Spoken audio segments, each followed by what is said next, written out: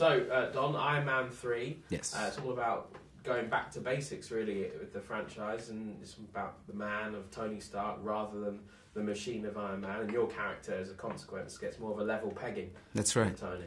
I thought it was all about me. But I guess it's those other things, too.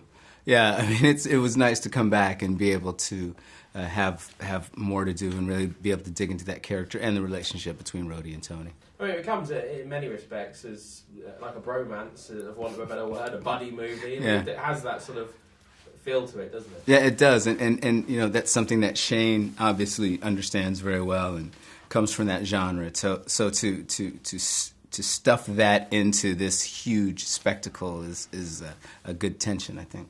And you've got to be more of a mate to Tony because this is a film that deals with the aftermath of the Avengers, and he's traumatized, isn't he? I mean, That's right. He becomes more of a... He's a mess. Let's just be honest. He's a mess, and you know, it's something that I think again is attributable to the storytelling, to Shane's understanding of that storytelling, because it makes him a real character, a real person inside of all of that. You know, the trappings of that metal man, and I think that tension as well is something that really pushes the story forward. I mean, we know Iron Man 1 and 2 were decent films, but this one just seems to bring it up a level. It has sort of an intelligence level that perhaps the first two didn't. Were you pleasantly surprised when you read the script, even from what you've seen before? Well, actually, getting through the script, you know, Gwyneth and I were talking about it. It's really, I felt dumb kind of reading it. And she said, do you understand the script? I was like, not totally. But, and I'm looking forward to seeing it. I haven't seen it yet, so I'm going to see it tonight for the first time.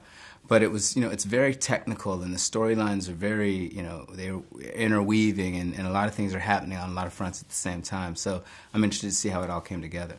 Robert Downey Jr. said it's Sir Ben Kingsley who brings it up that level. Now, we're in London, we're in Britain.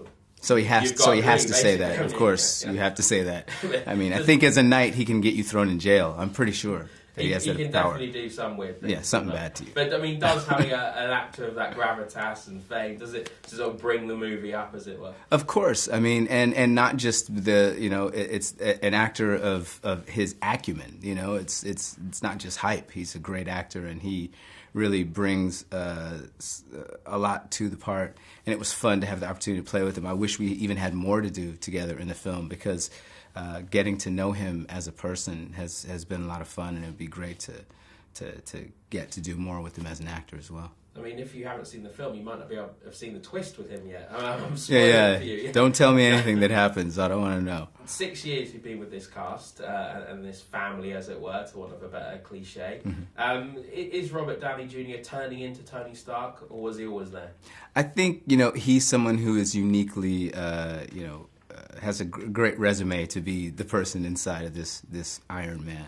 And when you read the comic books and, you know, read about who he is, who that man is, you know, Robert understands all of that, and it's a good marriage between an actor and a part, for sure.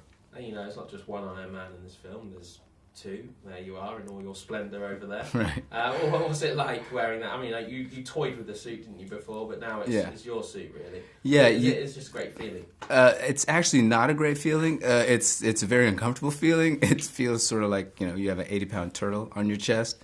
But being able to sort of take on this character and expand him and find out who he's really going to be, I mean, it would be great to come back and do it again. I mean, Marvel already have a Captain America, and very similar to Captain America. I mean, is that what you're after, a spin-off movie?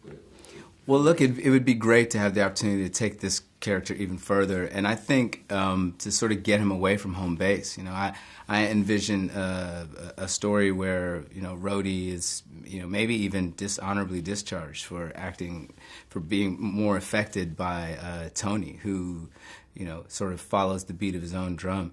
You know, I think they're constantly pulling and pushing each other to be less and more responsible at the same time.